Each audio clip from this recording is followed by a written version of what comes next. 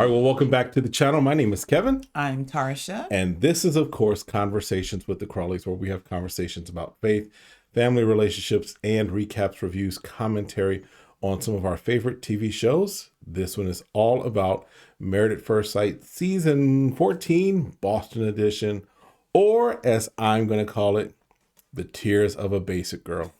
All right, so if this is content that you enjoy, make sure that you're doing what? Hit the subscribe button, request notifications, like, and share. And of course, we will always see you, hang out with you in the comments. Listen, we'll get to Basic Girl and her basic experience. Her Academy Award. Yes, a little later. But Mark and Lindsay's kind of kick off the episode. They are moving. Of course, honeymoons are over. Everybody's back from Puerto Rico. I gotta go to Puerto Rico. Yeah, we got to get to Puerto Rico, I guess. They inspired me. Oh, they inspired you? Mm-hmm. Okay. Get to Puerto Rico. All right. Let them inspire you. All right. So, I don't know if I'm leaving the continental United States right now. Why? They made it. Listen, I might actually be moving to Ghana. Things keep going the way they're going here. Get your passport. I'm going to go back to the motherland. Is that your motherland? It's going to be my motherland. I don't know. My 23andMe ain't come in yet, so. I know, right? I got to figure that out. Got to go to the Sahara. Somewhere. Liberia, somebody. All right. So anyway, they move in. Remember, Mark has to, this whole bed bug situation. We were thinking about staying in an Airbnb for a trip we got coming up. Yeah.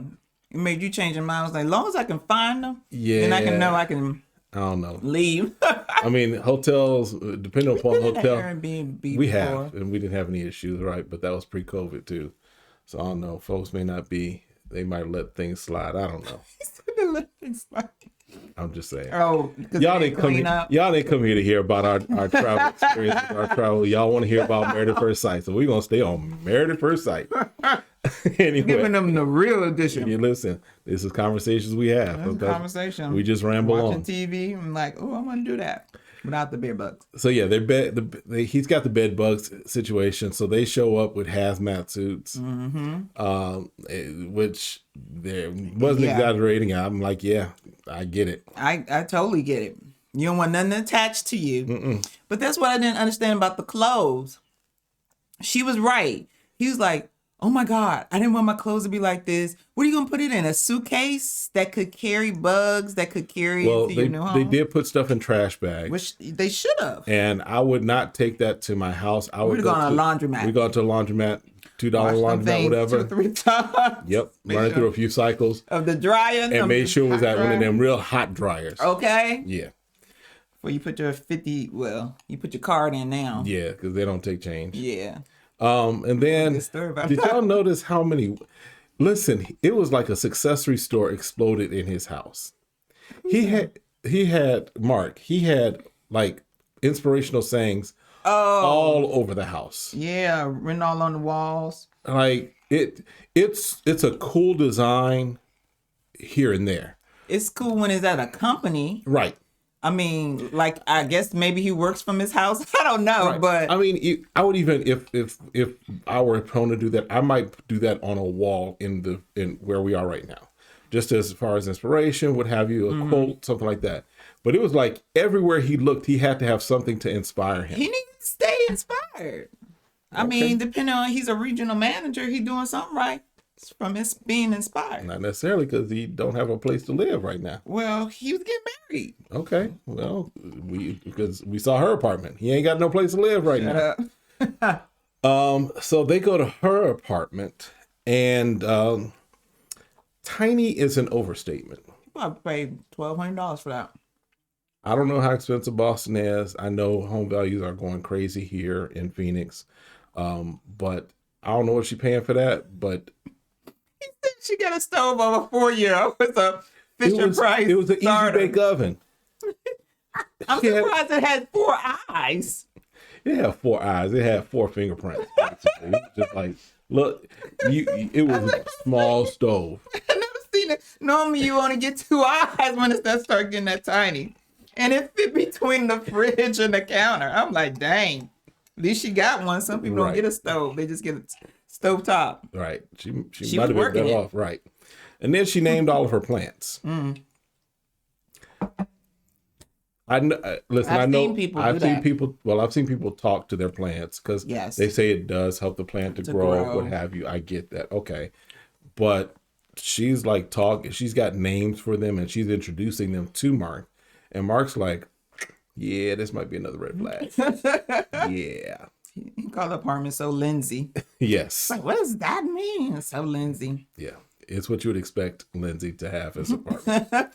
But then they're back at their mutual place, the apartment that all of the couples are staying at, the apartment building. And she says that she goes into this thing about how he's hot and he's cold, that, he's different off camera than he is on camera. And then they have a conversation. He's like, she wants to talk to him about his change in demeanor. She's like, I don't know if you realize it, but you have a change in demeanor. And he's like, she calls it a red flag. And he makes a statement. It was hard to make out, but it was like he made a statement. He's like, I have red flags too, but I recognize that it's early. Mm-hmm. And then she was like, I'm done with you. I need Pastor Cal. I need Pastor Cal to show up. And she just dismissed him. Mm-hmm. And he was like, I'm giving you space. Because that's another red flag. I'm giving you space. So Pastor Cal does come over because, he's making his rounds. He's making a round. They flew him into town for the weekend. They were like, look, this got us succeed because everybody talking bad about us. Mm-hmm. So right after the honeymoon, you need to do an immediate check-in. Right. Because we did. Yes. I was like, y'all ain't show up none last season for these people. And I understand the season before that was COVID, but listen, video calling is a thing. And that could have happened and didn't happen in that season either. But he says that when they're talking about Pastor Cal, and actually an aside, he's like, she can be condescending. And yes, even with the other ladies, they called her out that she can be rude at times, right? But then she comes back and says that you're not giving the best version of yourself. I get what she's trying to do, but she doesn't do it well. No.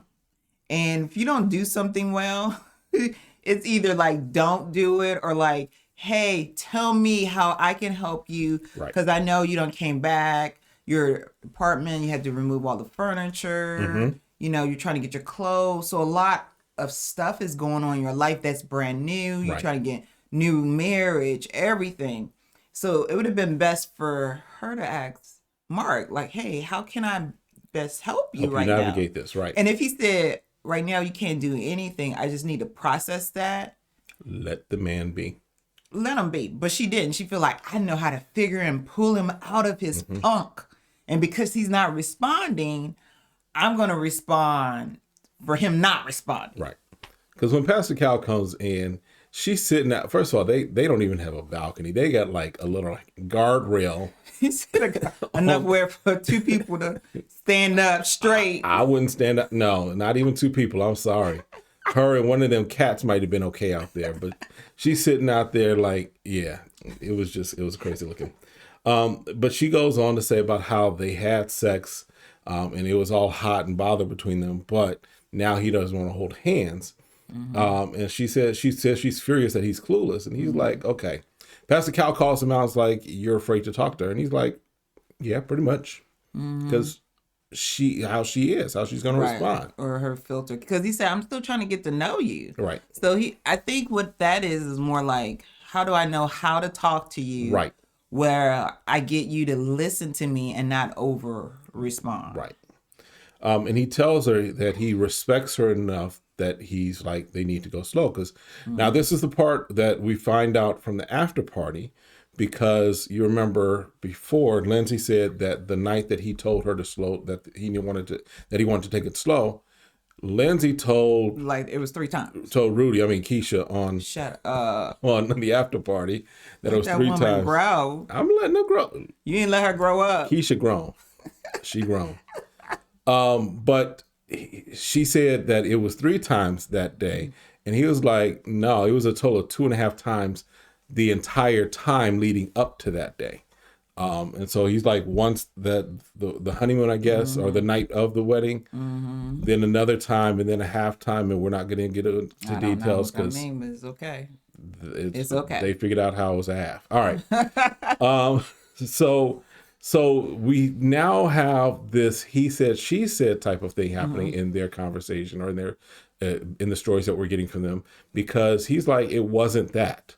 So then it's like, okay, that then makes sense, because he said that the first time was really romantic. It was there. The second time he didn't feel it as much, and so it because it didn't have the same emotion with it. He was like, okay, I need to maybe slow down some, so that we can build what should be happening. Right, intimacy. The intimacy. So, and he says that she pokes. We see, we hear about that. We heard about that with the situation on the plane with Elijah Wan. Yep. But she says she never gave him a reason to feel that way. And then that's when Pastor Cal give that look. Yeah. Like, we ain't gonna do that here. And then she completely violated him, in my opinion, by saying what he just said was a run-on sentence.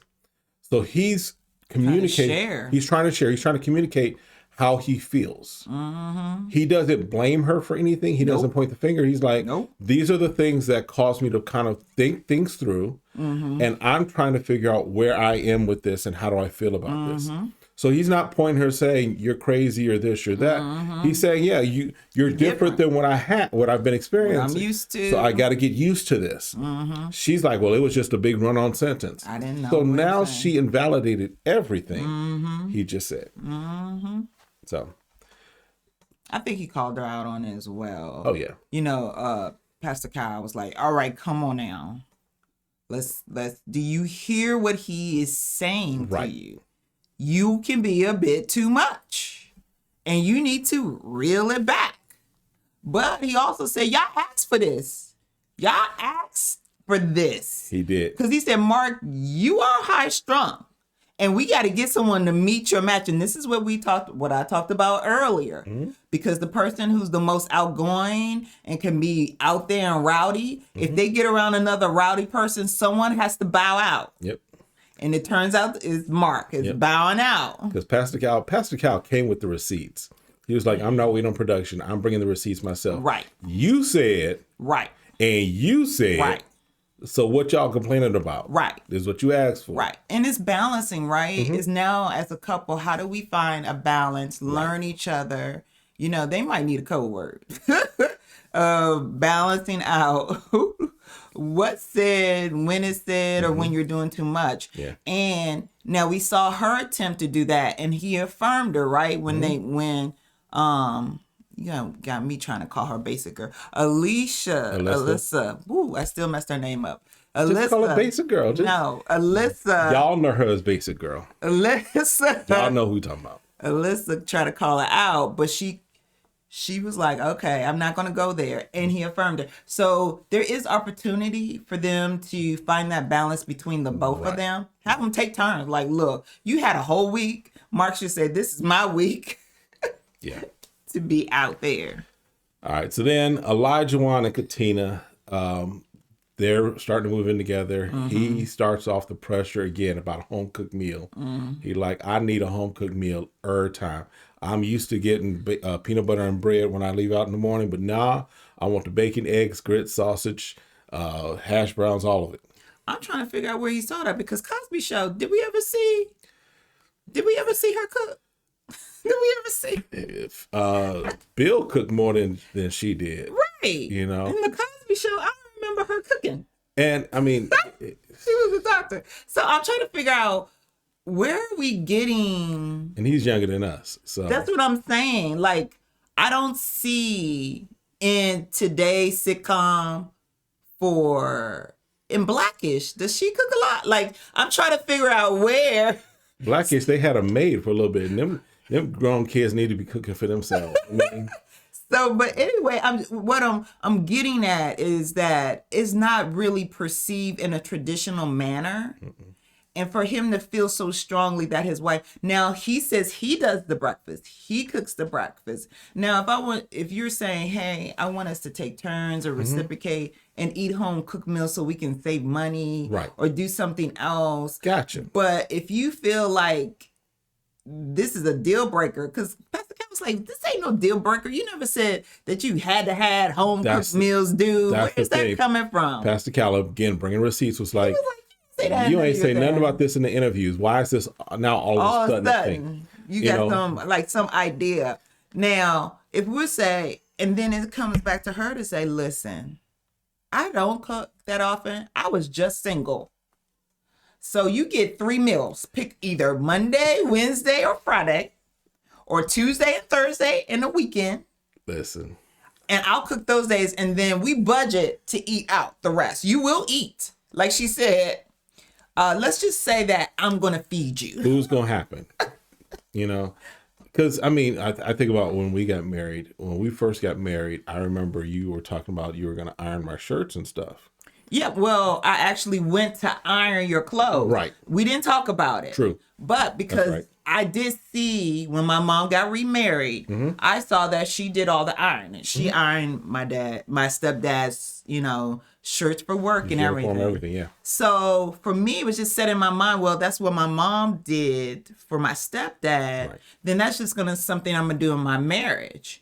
But that man, I was working on it. I hate ironing. If I don't have to iron, I will not iron. Right. And so you walked in, it was like, oh, you don't have to do that for me. That's nice. You don't have to do it. All right, finish it up. I didn't even. And she ain't ironed nothing for me ever since. I have ironed for you, Sid. We take turns. Like, can you get this for me? I mean, the way I was brought up, I mean, both my parents were in the home, right? My mom took care of my dad. My dad took care of my mom, right? They had their issues just like a lot of families do anyway, right? But for me, it was never like, I want my wife to fit into this traditional mindset or role of. Right. And you never said like, hey, you never even indicated like, this is my ideal wife and you have to do this. My mom taught me how to cook. She was like, look, you're going to learn how to cook because who knows when the woman going to come along. Just make sure you can cook. My son knows how to cook. My son will never starve a day in his life. He will never. He will cook for himself, right? Okay, he'll figure it out. He'll figure it out. Yeah. So we're just trying to figure that out. So anyway, they go to his house, and it looks like his grandmother decorated his house, or his great grandma. I don't know, because he got he doesn't even have like the Bachelor Pad type of curtains. So I mean, I wish I had for a kitchen. I'm surprised he has curtains. I'll give him that, right? So whoever lived there before him, I think he just left whatever was up there. I think he left everything up there. I think because the kitchen is not what you're concerned about, right? Let's think about it. True. He was concerned about setting up his gym when his brother came over and helped him with his basement. And that's a Boston basement. It's like a half basement. That's a tiny basement. It's normally for storage. We don't have. They don't do basements like. It looks like a very older home. Okay. So the basement then was more like storage and not for another living area. Because in Chicago, you had houses where your basement got turned into either another apartment or it got turned into a full-on like den, whatever, right? Yeah. We don't have basements here in Arizona, I don't think.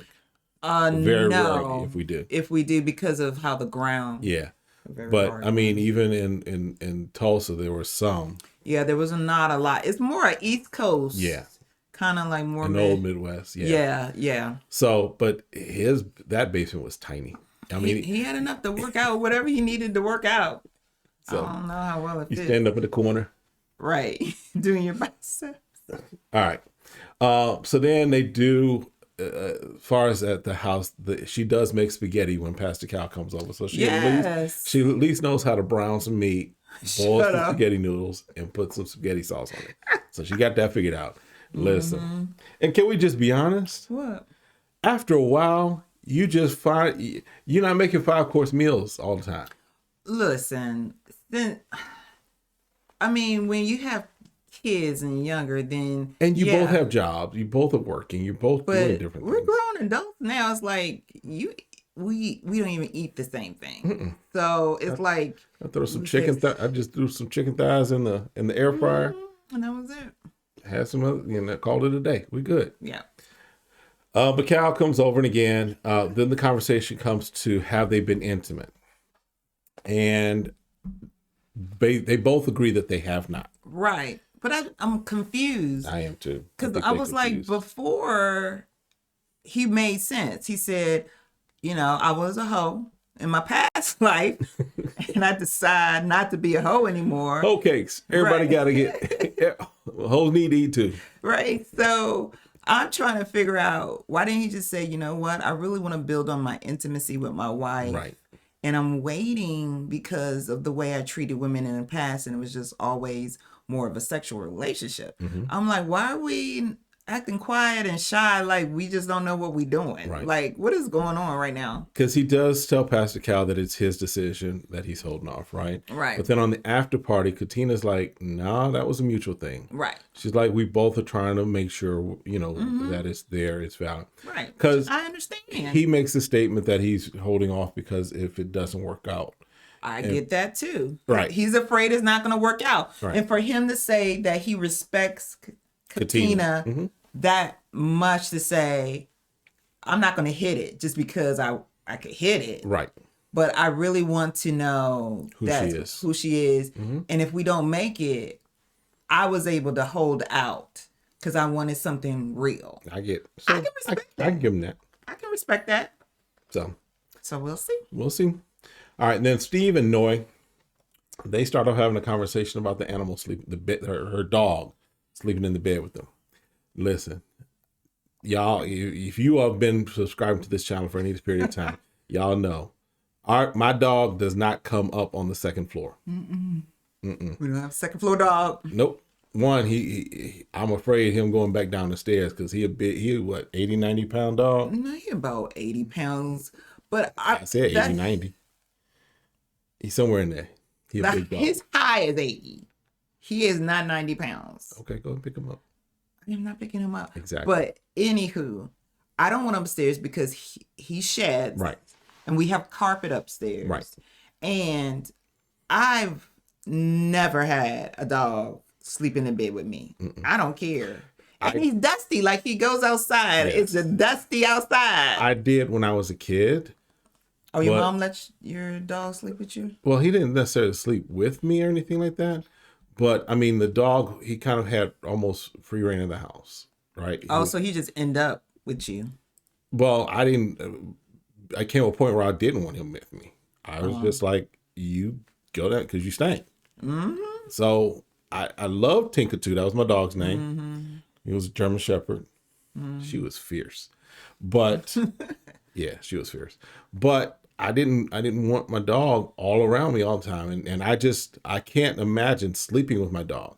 Well, some people are. And I get that. I mean, to each his own. But Noi has stairs leading to her bed. Because he's a tiny dog, because she wants him if he can't get up in the bed, he don't belong in the bed. Period. That's another reason. And it could be a mechanism. Like, I'm thinking, is she just using this like as a little, protective blanket, like to keep some space between her and him and not really getting to know him? Her dog has a good name. I like the name Sushi.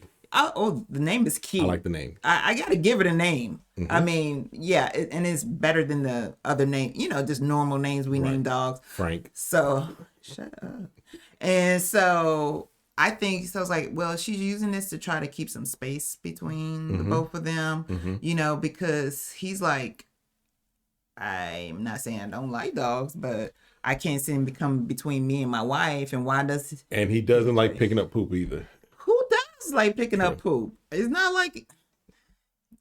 Yeah. We'll leave that. Like... We don't like picking up poop either, but... Well, you don't have kids, but if you don't wipe kids behind, it's like, okay, I know I just got to do it and go get it over with. All right, so then they go to his apartment, and he has a bachelor's pad. Right? Pretty much. But he is like obsessed with his LED lights. He's like, see, I can turn it blue, I can turn it green, I can turn it red. I can have it just travel around. I can have the strobe light. Figure out, like, who do you use these lights for? When you have parties, when you have women over? Who's the lights for? Yeah. So interesting. And she's like, he's obsessed with the LED lights. She's like, you can tell in her eyes, she's like, I thought she would be vibing with that, with her having this alter ego person who likes to dance. She can put a wig on and dance for him. She like, that's a little too much. Sorry. Get it with vibing to music with her. So Pastor Cal comes over. He comes over from the other apartments, right? Right. And he walked across the hall. Took the elevator up to the next floor. But they get into this discussion first off about a difference of opinion about how many kids. She is adamant that they have 3. He's like, 2 is a good number. 2's a good number. Nope, has to be 3. And he's like, what's 3? What's the number with the number 3? What is it with 3? What's with the number 3? Is that your lucky number? Right. She's like, oh, most of everybody in my family has 3 kids. Something magical happen? Does the third one come out with like $1 million? What happens with number 3? Oh my God. It was just like, she just got this mindset. There's just something special about seeing it. It's not a family unless there's 3 To her, kids. it's a complete family because her family was 3. Then I guess her cousins all were 3. Listen, we originally were thinking 3. We were thinking 3. We got 2. We got 2. And we're happy with our 2. We're glad we had 2. If we had a third, we'd be happy with a third. But we were like, we're good with 2. 2 is good. 2 was a good number for us. And for me, it's like, why are y'all arguing about something and getting upset and frustrated with each other about something that you're just now having the first conversations about 9 days in your marriage? This is not a deal breaker thing at this point. I'm thinking he's probably was more focused on her being so super focused that it had to be 3. Yeah. And think about it. They've never had a chance to talk about it because they just met and got married. So I can see in the moments, like, why are you so fixated on 3? And then when I share with you why I'm thinking 3 is cool, but I'm good if we only have 2, because these are all the factors. Right. And Pascal's asking, like, so what happens if one of your kids are a special need and you need to give them more attention? Right. Haven't you thought about having a third kid with place that could put them in? Financially, she talks about feeling like financially she will be secure. Well, the more kids you have, yep, the more money it takes. Because here's the thing, it would be a different thing if they were having a disagreement because he's like, I want 1 and that's it, and she was like, I want 9. Then we're talking about a big difference. That you all need to figure out some common ground if you're going, if that's something that's very important to you. But you're talking the difference of 1 child that you're not even ready to have kids at this point, right? Because you're just getting married. Or Pascal said, what if you can't have kids? Right. That's the other thing. What if you can't have them that close together? Right. Or something happens where you physically can only have 1 kid. Right. So lots of what ifs. There's a lot of what ifs. So then talking about money, of course, she has a concern because Steve does not have a job. He like Tommy. He ain't got no job, man. He does have a job. He freelances. Listen, I am not mad at Steve. I am not mad. As long as the money, we talked about this. As long as the money comes in clean. As long as ain't nobody going to jail. As long as there's not a long wire. As you're not going to jail. Nobody. Hold on. As long as you're not going to jail. Because if they bring me in under these lights, I'd be like, I have no idea. I know you snitching. It's okay. It's not snitching. I have no idea. I was not a part of anything. But yeah, so it's like, as long as there's no wiretaps, as long as there's nothing, he making money.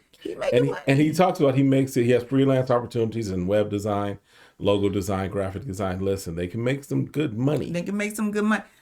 And like Kessa, he was just like, Pastor Kyle was just like, just give her a plan. Right. And he's thinking, you gotta be locked in a 9 to 5. Like, whoa. That's not what he's saying. He's just saying, give her a plan. Like, babe, I'm gonna make sure the lights stay on, the water. Because if he can demonstrate this is how much is coming in. Right. And show her, I'm gonna bring in around this much money. And if I don't, this is what my plan is. Yes. He could say, if the next 2 months, if this amount of money doesn't cover our bills, my plan is to work this part-time job. Yep. Or I have a savings. We can pull from that. Yep. I got you. That's all she needs. Yep. Let me give you all this tip real quick. Find you a side hustle. Something. Do something. Find you a side hustle. Because the economy that we in right now, find you a side hustle, because jobs switching all the time. Make sure you have other ways to generate some income. Or some skills that's transferable, right? Right. You know, we always got to stay fresh. We are even learning new skills ourselves. Yep. To make it transferable. Yep. All right. So, but you know, she talks about that because she grew up in a refugee camp, so she saw poverty up close and personal. Yeah. So for her, that's a sore point for her. That's an area that needs healing, or you know, what have you. Yeah. Because that was very traumatic for her. Yeah. So we get it. So that's going to be something that going forward is going to be something to watch with them, because that is one of the things that can be a deal breaker if she does not feel secure monetarily. Right. Correct. Okay. And Jasmina and Michael. Yeah. So they're you know, of course, again, everybody's moving into the apartments. Right. They get to having a conversation about roommates. She says that she has currently has a male roommate. She actually He was at the wedding. They show a picture of him or a clip of him at the wedding. Michael says he's never had a female roommate. Never had female roommate. I never had one. Not one. So they're having this conversation, and she is saying that she's not going to stay at the apartment the first couple of days. She uses the excuse of going to get her dog settled because her dog's got to find a new school. Because, you know, puppy second grade, I guess, is Second grade. has to be thought through. Shut up. But she's going to stay back at her place with her male roommate while, you know, she also gets all that figured out. But then later on, she admits that she did do that. And well, because Michael was like, I don't know that that's a good idea, because it doesn't set a good precedent for us as we're moving forward in a marriage, that if there's ever an argument or disagreement, that we all go to our separate places. Right. Absolutely agree with that. Totally agree with that. I'm glad he was able to express that. Right. Say it in a manner where she can hear him. And she had the option not to say if that was true or not. Right. You know? And so get over to his place is what we see, right? And she's looking around his room. Well, first she does admit that before she kind of comes into the apartment and everything, she does admit that she used that to time. the camera. To the camera, right. Not to him. That she uses that time. She really needed to use that time to reset. Right. So she needs to be honest. She should have been honest and told him right then and there, like, I hear what you're saying. But neither one of them can be honest with each other. No, because... Yeah. So she comes into his apartment and she sees, oh, there's a painting of a naked woman. Okay. And it wasn't really... It was an art piece, right? It was an art piece. It was an outline of a woman's body. Right. It wasn't like it was a Hustler or Penthouse or Playboy picture blown up, right? Right. Because he was like, who is this? And he's like, it's just a picture. It's not representative of anybody I had. But it's like, dude, right over your bed, though. Right. So she's looking around. She's like, okay, typical bachelor's pad for the most part. And, you know, she's like, you got a roommate? Yeah. Yeah, I got a roommate. But I'm normally not here. Yeah. You got 2 roommates. Well, no. Before that happens, though, she sees the door closed because somebody's walking around the apartment and going to their room. You got a female roommate? Yeah.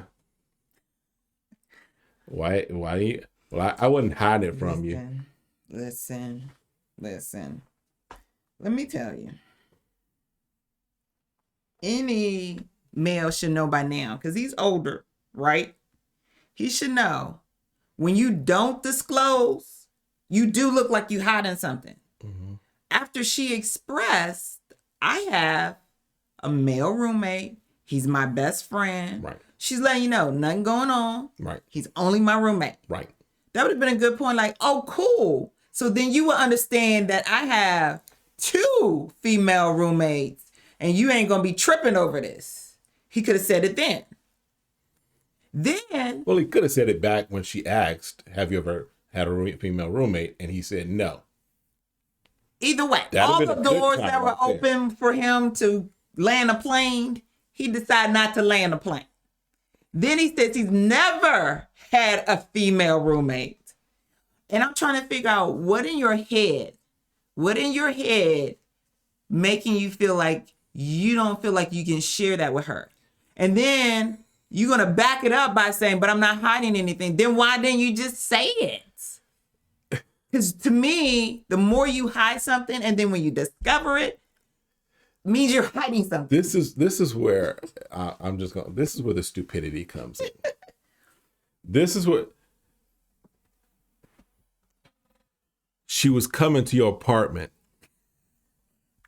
Michael. She was coming to your apartment. The right time. It's about timing. It was about right timing. So it just didn't come up for me. It didn't come up for me to say that it happened that way. That it wasn't right timing. It never came up. You can hide a baseball cap. It never came up. You can hide a coffee mug. That I had a roommate. It never came up. So you can't hide a whole person you live with, dummy. I was like, you can't hide a whole 2 people you live with. I'm like confused. I don't understand. Even if you did, say you did, one of them used to be your girlfriend, and it ain't girl and boyfriend anymore. Say that. I was like, you know what? Me and one of them did kick it, but we're not. But someone has to pay rent because I'm thinking rent in Boston has to be high. When you 3 deep, sharing an apartment, and you ain't looking all that much. And right. It's like a house converted. So yeah, rent in Boston for the average rent in Boston is $3,500. Wouldn't do it. For an average size of 800 square feet. I will move. That's just ridiculous. I'm sorry. I would never do that. And to my folks in Boston, if you need a place to stay, we'll find some houses for y'all.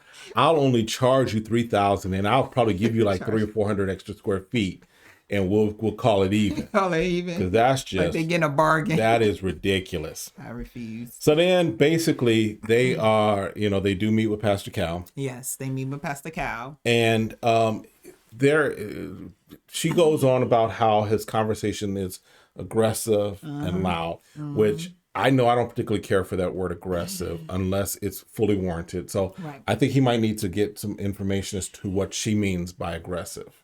I mean, he needs to ask her, when you say aggressive, what does that mean to you? Mm-hmm. Because when I hear aggressive, I hear this. And I think that would put him on at least a basic understanding of communication of when we say certain things, this is what they mean to me. And when I'm saying, no, I'm not that, it's because you're understanding that I'm not trying to be overly aggressive or, being that black man, whatever, but I want to get my point across. Yeah. So there's the conversation because really we find out, or Pastor Cal kind of talks about learning how to talk to her and not at her. Correct. Because that definitely, again, any married couple, not just on Married at First Sight, communication is something that we all struggle with because we're 2 different individuals coming from 2 different backgrounds, having 2 ways of communicating. Correct. So that was pretty much it for them. We'll see how they continue going forward. They've got some ground to make up, right? Right. They've got some growth to do. She wants to see it and not just hear it from Michael. So hopefully they can just kind of rebound. Right. And move forward, and just stay open and communicating. Yes. So then in our adventures of a basic good girl. Chris moved in to the apartment. Chris is like, I'm getting my spot. I packed for it. I plan to move in, make this little mini vacation. I'm going to enjoy this apartment. I'm moving in. So he talks to the camera basically about how he keeps hearing through the grapevine all of the reasons that Alyssa's not, feeling him, trying, what have you. He's like, I ain't heard from her, and I have no way of reaching out to her because she didn't give me her number. Because that was in the very first scenes right after they got married, and they're supposed to be going up to the hotel room. And he's like, we can exchange numbers. She's like, nah, we're good. I got your number. If I need you, I'll find you. And if you see me, you see me. If you don't see me, I'm not there. Right. Oh, if you see me, look for me. Right. If you don't see me, I ain't there. So he meets with his friend, who he's like, his friend, first of all, they're disc golf. They're doing disc golf. So we see him doing his hobby. Right. And he's like, my friend's going to tell me straight up, his opinion, his thoughts. So he tells his friend the tattoo story that you've heard probably on the after party where, Alyssa's psychic told her that her soulmate was going to have. First, it was a lion tattoo, but when she saw that Steve has a lion tattoo, she started saying that it was an eagle tattoo, and that's what she communicated to Chris. Chris and his friend are like, "What is she looking for? Some 72-year-old sailor who's got an eagle and an anchor tattoo on the other arm?" So she's with her mom, and she tells her mom that she blacked out from the time she was about to walk down the aisle until some undetermined point later. I don't know what that means. I have, if you blacked out, then to me, that means that you were in a state where you could say, I'm going to stay in the same hotel room with you. I'm going to go ahead and go to the honeymoon with you because I don't know what I'm doing. Because outside of my mind, I would have done something different. Like tell you I don't like you, ask for separate hotel rooms, and then be dismissive during the honeymoon. Yeah. So mom is basically like, mom is still a fan of Chris as far as what she saw. Nice guy. She's like, seems like a good kid, what have you. What are your core values? Basic Girl brings up a post about defunding the police. And then she, of course, gets her Fox News Shut up. blurb in about, how I support the first responders. I think most people do support police. Oh, yeah. We just don't support bad police. There's a difference, right? And because she's a basic girl, she cannot understand the nuance of and the difference of defund the police versus dismantling the police. Those are two different things. Defund the police simply means let's take the money from there that they're using for really warfare weapons, and let's try and move that over to helping agencies that deal with mental health. So police are not equipped to come out and handle mental health issues. Correct. They're not equipped to come out and handle kids with autism. Correct. So let's take the money from there that's going towards declaring war on the cities. Right. Let's take that money and move that over to those areas that can help the people so that the police don't have to get involved with some of these things. They can take a back seat when there's a mental health crisis. Correct. But of course, she does not understand that nuance. She doesn't understand that because she's a, say it with me, y'all, basic girl. Well, and we find out that Chris's best friend is a police officer. So we're assuming that Chris is being able to take a balanced view about what he believes and post it because he has someone to have genuine, real conversations of who's working on the force. Right. So she goes on to tell her mom. She don't know that. She don't get a chance. Yeah, she doesn't. Because she doesn't give him a chance, period. Give him a chance. If the fact that she wasn't attracted to him. Right. No one's faulting that. No one's talking about, because you're not going to be attracted to everybody. I would rather you say, I'm not attracted to you. You seem like a really nice person. Maybe let's get together on a person level. Right. And see if we can build a friendship. Right. And see what goes. She doesn't get to know him. But she tells her mom, and again, she gaslights her mom because she's a gaslighter. Right. She tells her mom, and she's like, basically, she needs trust and good communication, but he's not providing that. No. Dummy, if he ain't got your phone number, how's he going to provide good communication when you've cut off all communication? Oh my God. I'm so dead. Listen, In the words of Fred Sanford, you big dummy.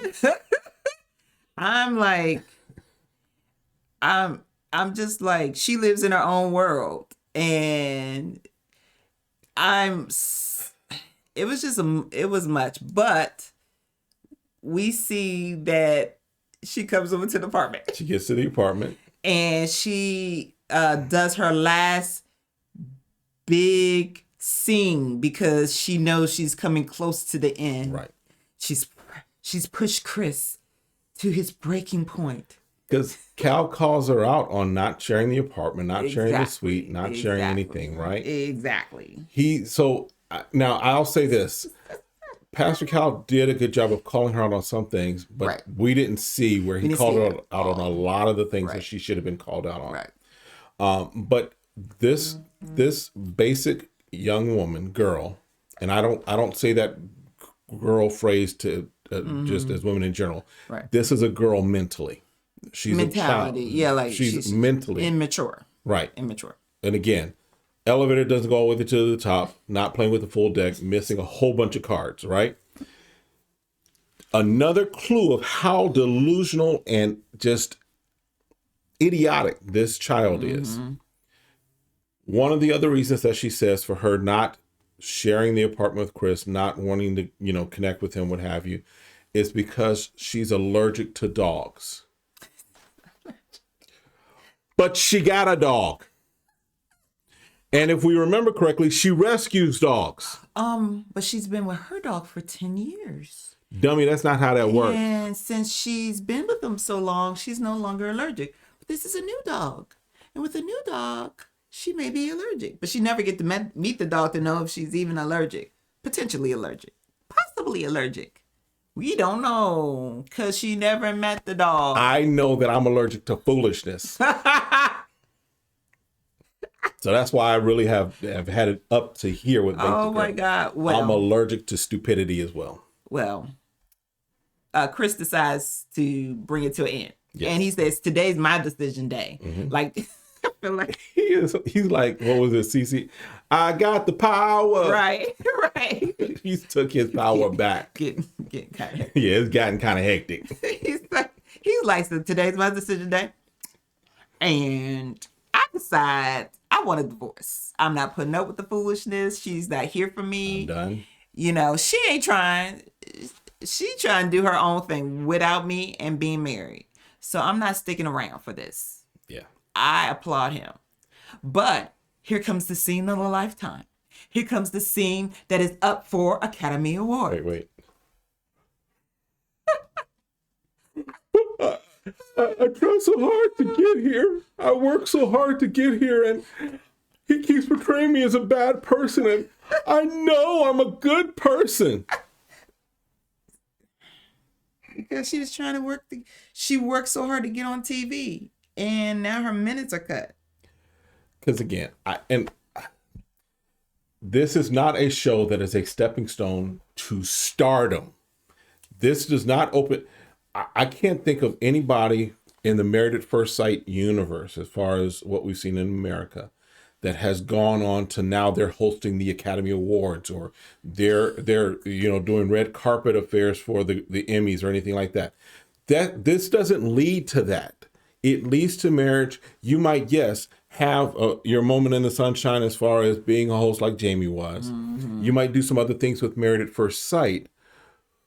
But this is not trying to get on a reality TV show that can open up everything else for you. Nobody's going to want you after this. But see, people don't see it that way. Only thing they know, they end up on TV. That's all they know.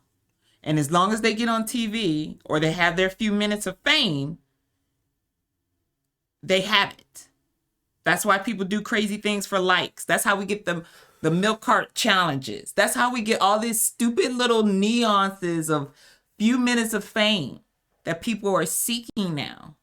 So she got her few minutes. She ended it with the best drama scene so far, I would think, for Married First Sight. She should get the award because she had the tears coming strong. All I know is that she had them good. In the words of those prophets known as NSYNC, Bye. Shut up. She's gone. She is gone. And I doubt that we'll see her at the reunion. I think she's going to show up. They should put that on Caesar. That should be on the That might be a prop bet for you.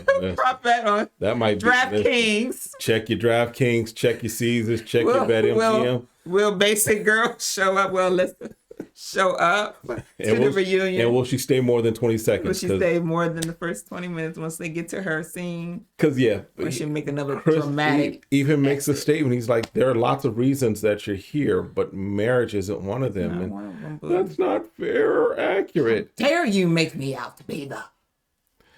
And then she left out, wait, where's my phone? You're like, here, girl. Yeah, take your phone. Yeah. And don't worry, I didn't try and get your number from it. Here, please, because I'm leaving. Right behind you. He leaves his keys and the ring. And the ring. She didn't take her ring off. She keeping that joker. She probably need to do it so she can get rent for someplace. What she got? She returned them 10 gowns she bought. No, she just collected them because someday her knight in shining armor is going to come through. He gonna find her. Listen. He gonna find her. Well. Anyway, that's it. Listen. I'm done. Scene over. I think we'll get back next week, I think, with the new episodes. Yeah, we got our couples. Being able to really dig into the couples. Right. My blood pressure, y'all, with this went up. girl. I can't. It went up. Again, I told y'all I'm allergic to foolishness. I'm allergic to stupidity, and I really just hate mean girls, or mean people, I should say. Yeah. Because y'all know I keep the same energy. I kept the same energy last season with Merla at times, and I kept the energy with Chris when we, from season 12. Yeah. So I am not. This is not just about this particular person. No. I keep the same energy. No. When you're a pain in the butt, a hemorrhoid, I'm gonna call you out every time. Yeah, because I feel for Chris. I hope that he does find the love of his life. Season 14, Chris. Yes. Yes, season 14, Chris. Yes. Yes. Season 12, Chris. He still needs Jesus. But anywho. And a therapist. Anywho, for this Chris, for this season, I wish him well. Yes. I hope he finds the love of his life. Yes. I feel sorry. I feel like I need to write him an apology letter, for the things he went through. But it's brave to take a risk. Yeah. I mean, even when you know the person for years and you decide, you always taking a risk after you marry someone. Mm-hmm. And so for him to try to take that, kudos to him. Yep. So. All right. Well, look, that's it for this episode. We will see you all next time. Have a great one. Be blessed. We'll see you next time.